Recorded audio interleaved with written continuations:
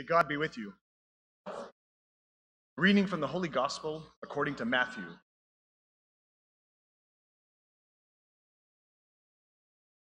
Jesus said to his disciples, "You have heard it said, an eye for an eye and a tooth for a tooth. But I say to you, offer no resistance to one who is evil. When someone strikes you on your right cheek, turn the other one as well. If anyone wants to go to law with you over your tunic, and over your cloak as well. Should anyone press you into service for 1 mile, go for 2 miles. Give to the one who asks of you, and do not turn your back on the one who wants to borrow. You have heard it said, you shall love your neighbor and hate your enemy. But I say to you, love your enemies and pray for those who persecute you, that you may be children of your God in heaven. For God makes the sun rise on the bad and the good, causes rain to fall on the just. For if you love those who love you, what recompense will you have? Don't the tax collectors do the same? And if you greet your brothers or sisters only, what's unusual about that? Don't the pagans do the same? So be perfect, just as your God in heaven is perfect. The Gospel of the Lord. And we could spend probably an entire weekend just studying the gospel from today and what it means for us. But recently, as I prepared to preach this weekend, I just took an initial look at the readings, and I was actually really taken by the line from our first reading from Leviticus, where God instructs the people to be holy, for I, the Lord your God, am holy. And it got me thinking a lot about holiness. What is holy? And so I decided to consult some great experts. I posted on Facebook, what is holiness and what does it mean to be holy? And I was really overwhelmed. Like more than 30 people posted some incredibly thoughtful responses and reflections. Now, before I tell you what they said, I would ask you the same thing. What does it mean to live a holy life? Now, indulge me for a minute, if you will. If you had to put your body into a holy posture or position, what would it look like? So when I count to 3, please show me what holy looks like. 1, 2, 3. All right. I appreciate the 7 of you who participated. That's it's really encouraging. Now, I know for me it might look something like this, but why not this? I mean, really. And what this tells me is that I have certain ideas inside of me about what holiness is.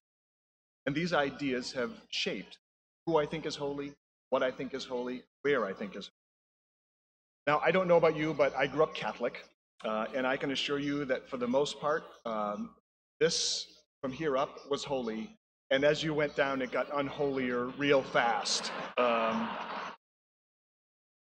Some of you can probably relate. But I also know that who got to stand behind the altar and who didn't get to stand behind the altar taught me about what was holy and what was holy. And in church, I'm not sure I recall anyone telling me that my home was holy, my relationships were holy, that the earth was holy, or that love was holy. Now, in Jesus' time and now, there were these dominant standards. The holy people were, what they did, where they went. In general, everyday, ordinary people never measured up to the standard. Most people ended up feeling badly. I remember a few years back, I was doing a Bible study here at church. I think it was during Advent, and I was in a small faith-sharing group during the Bible study. And one of the group members is a woman in our community, and she started to speak about how she didn't know as much about the Bible as I did. She wished that she were smarter about the scriptures. And she said with some self-deprecation that she could never do Bible studies like me. And I think like many people, she had gotten the idea that people who could lead a Bible study were maybe a little holier or a little closer to God. So I asked her, well, how do you live out your faith life? She said, oh, one of the things I love to do is to bring communion to people every Sunday after church. She says, we talk for a little while, then we hold each other's hands. And I don't know any Bible verses by heart, so we just say the Our Father and then cry a little bit. She said, but I know that's not real Bible study. That's when I started to cry, because this woman was doing more Bible study than I ever could without ever memorizing a passage from Scripture. And she felt badly because she didn't know what I knew about the Bible.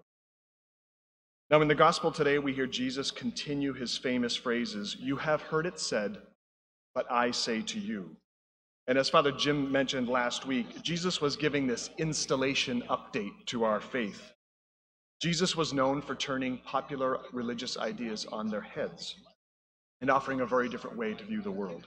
And he did the same with holiness. Time and time again, in the scriptures and in his interactions, Jesus was saying in so many different ways that not everything we have been taught is, in fact, what needs to be done. And furthermore, the people we think are doing it right may not always be the best models.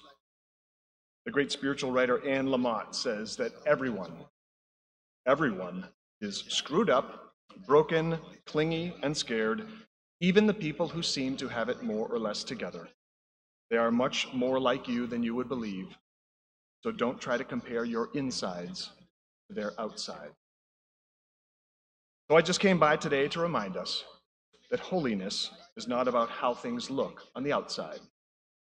Holiness is not about being in a certain place or thinking certain thoughts or saying the right words. That's called purity. Purity is concerned with if you got it right. Did you say it the right way, or did you make any mistakes? And sadly, there is plenty of that going on in the world today. But holiness is about our hearts. It's about being in right relationship. It's about living wholehearted lives and living life on life's terms. So let me go back and tell you what some of the experts said about holiness. And this is just a sampling.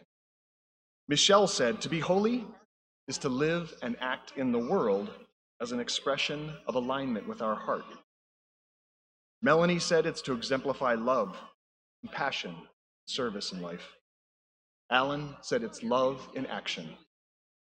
Chris said that it's to know God's grace covers you every day. Try to live that way. Annie said to let yourself be humbled. Virginia said it's to act for justice no matter the cost. Maureen said it's to be connected to love. My work colleague Joel, who's Jewish, responded to my Facebook post with a response from his own tradition, which I really appreciated. And he explained that similar to Christians, Jews read each week from a portion of the Torah called the Kedoshim, which means holiness. And they read from Leviticus chapter 19, which we read from today. And Leviticus is the core of their tradition on what it means to be holy. And here are some highlights of what Leviticus says. When you harvest your land, leave some for the poor and the stranger, so that they have something to eat. Don't take things that don't belong to you. Don't lie. Don't oppress people or humiliate them or exploit them. Pay people fair wages, pay them on time. Don't put other people down or make their lives hard, especially people who already have it hard. That's what God says about a holy life. It's not very flashy, and it's available to everyone. But definitely, as they say, some assembly required. Now you see, holiness is not in our heads, and it's not some measuring stick. It's how we treat ourselves, how we treat each other, and how we treat the world. And holiness is also about recovering a sense of mystery, awe, and wonder. This past week, my wife Lynn and I watched the movie A Beautiful Day in the Neighborhood. I don't know, some of you may have seen it, but I would highly recommend it. It's a movie based on the profound interactions that this writer named Tom Junod has with Fred Rogers. And he wrote an article about it in Esquire magazine in 1998. And it's a really moving story of how Mr. Rogers profoundly touched people's lives because he simply believed that appreciating people for who they are and looking for what's good in a person was a form of holy living. And he practiced it every day with the people that he met in his neighborhood, in his neighborhood, in his neighborhood. And I've also loved the work of the popular author and speaker Brene Brown, who did some pretty extensive studies on what she would call wholehearted people, which I would call holy people. She found that they actually have a lot of characteristics in common. Characteristics like they've let go of perfectionism and spend more time cultivating compassion for themselves and others.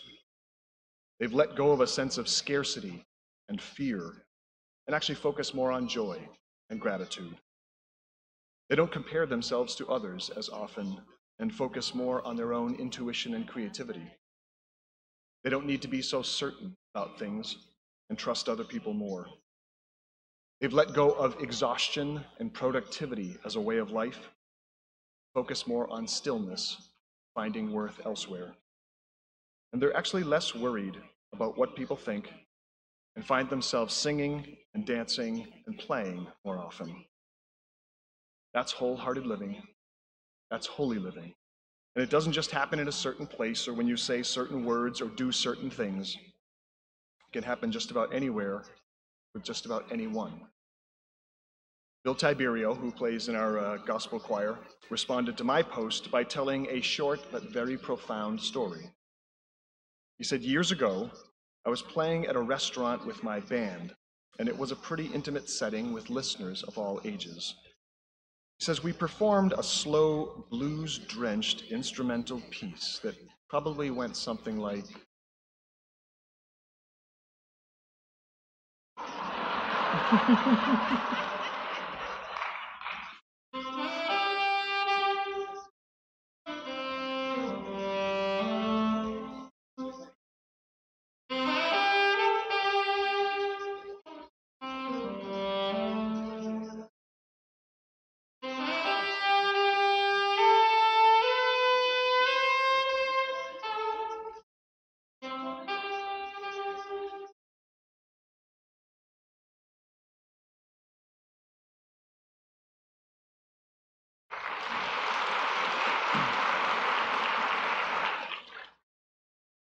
So Bill says, I recall how attentive people in the room had become.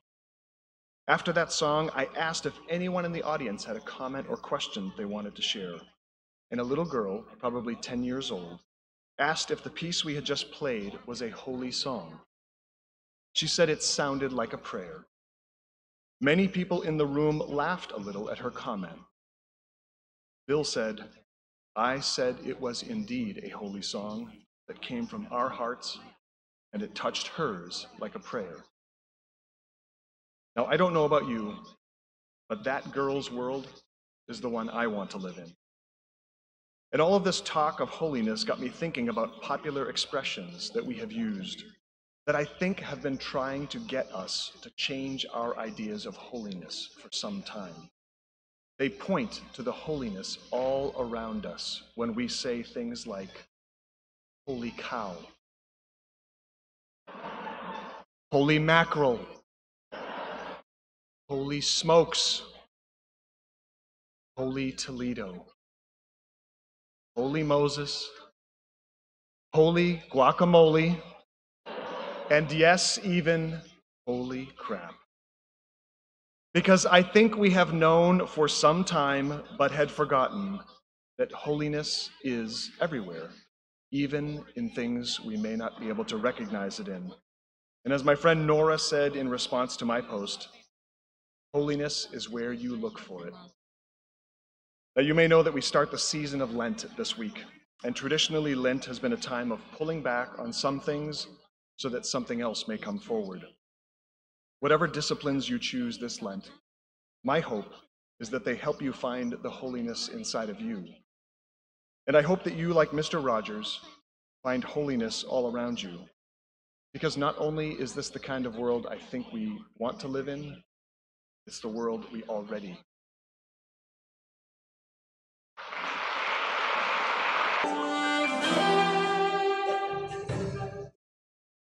I really love the Lord.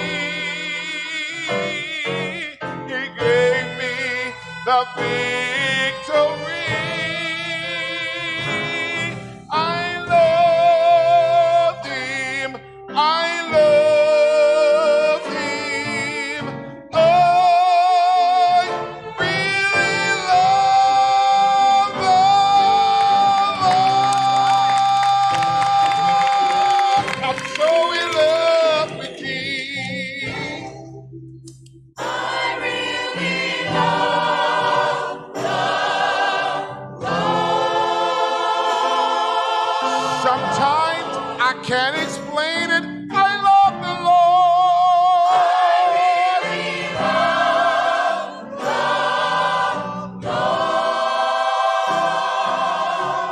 When I'm in my quiet place, I love the Lord. I really love. He's been so kind. He's been so merciful.